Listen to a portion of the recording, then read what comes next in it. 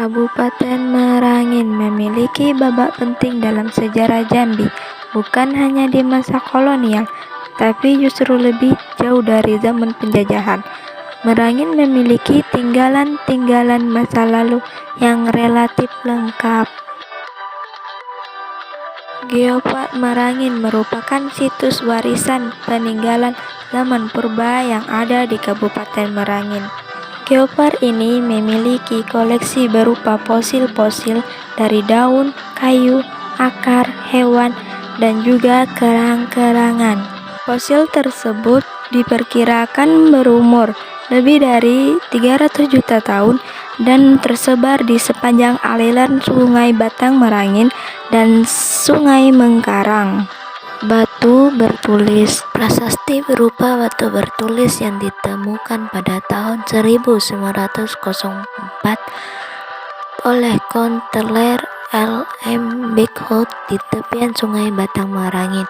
Ini terletak di Desa Karangberahi, Kecamatan Pemenang, dikabarkan berasal dari zaman Sriwijaya. Prasasti ini bahkan teridentifikasi menggunakan aksara Pallawa dan berbahasa Melayu kuno yang berisi tentang kutukan bagi orang yang tidak tunduk atau setia kepada raja, serta orang-orang yang berbuat jahat. Selain itu, batu bertulis di Merangin ini berukuran sekitar 90 x 90 x 10 cm. Pada bagian bawahnya telah patah dan berbentuk seperti separuh telur. Menariknya, batu bertulis ini dikabarkan sempat dibawa ke ibu kota. Namun saat dipindahkan, sejumlah warga mengalami sakit. Batu tersebut akhirnya dibawa pulang kembali. Rumah Tua Rantau Panjang. Rumah Tua Rantau Panjang merupakan rumah tradisional yang memiliki usia yang mencapai ratusan tahun. Rumah yang berbentuk panggung ini berada di Kabupaten Merangin dan menjadi tempat tinggal bagi suku Batin. Rumah Tua Rantau Panjang merupakan warisan nenek moyang. Bentuknya sangat unik, terbuat dari kayu dan dalam pembangunannya sama sekali tidak menggunakan paku. Rumah Tua Rantau Panjang dapat ditemukan sebanyak 60 buah yang berdiri tegak hingga kini. Rumah ini terbentuk memanjang ke samping, dengan tangga pada pintu masuk dan beberapa jendela yang berukuran besar. Dahulu atapnya terbuat dari ijuk, namun semakin sulitnya mencari ijuk, kini pun atapnya diganti menjadi seng.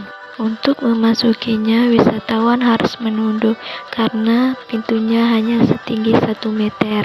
Hal ini melambangkan kesopanan dan tata krama yang senantiasa dilestarikan penduduk setempat. Tak hanya unik, rumah Tua Rantau Panjang juga memiliki konstruksi kokoh serta rancang tahan terhadap guncangan gempa bumi.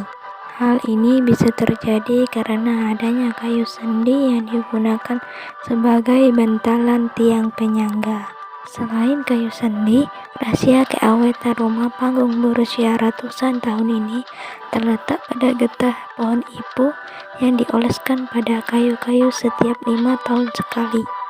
Rumah ini dibangun saat pertama kali pindah dari kerajaan Koto yang diperkirakan sekitar 700 tahun yang lalu. Rumah Tua Rantau Panjang ini selain menjadi tempat tinggal, juga merupakan museum dengan koleksi benda-benda tradisional di dalamnya.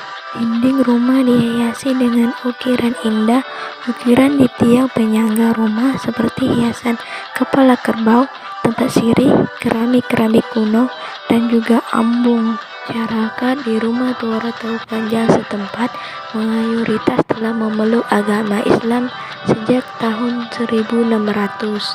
Bahkan terkadang masyarakat akan menyambut kedatangan wisatawan dengan tarian selamat datang yang disebut tarian Semayo. Jika para wisatawan datang pada hari ke-7 Lebaran, maka bisa melihat pertunjukan Silek Banyudon Selain itu, banyak sekali makanan tradisional yang bisa dicicipi di Desa Rantau Panjang. Goa Tiangko Sengayau. Goa ini merekam jejak zaman prasejarah di Jambi. Berdasarkan hasil penelitian Bennett Bronson dan Teguh Ahmad tahun 1974, di tempat ini ditemukan lapisan tembikar yang di bawahnya terdapat alat obsidian. Penemuan itu menyimpulkan bahwa Goa Tiangko menjadi permukiman tertua di Jambi. Goa Tiangko Sengayau terletak di Desa Tiangko, Kecamatan Sungai Manau, Kabupaten Merangin, Jambi, atau sekitar 9 km dari Sungai Manau. Desa Tiangko adalah daerah yang dijadikan tempat tinggal manusia purba pada zaman prasejarah. Goa Tiangko dahulu ditempati oleh sekelompok manusia purba 9.000 tahun silam.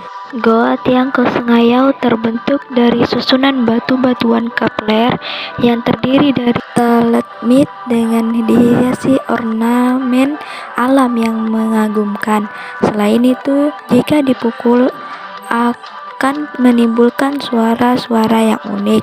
Luasnya goa ini hanya 206 meter persegi dengan lebar mulut bagian depan setinggi 4 meter dan mulut bagian belakang setinggi 11,5 meter.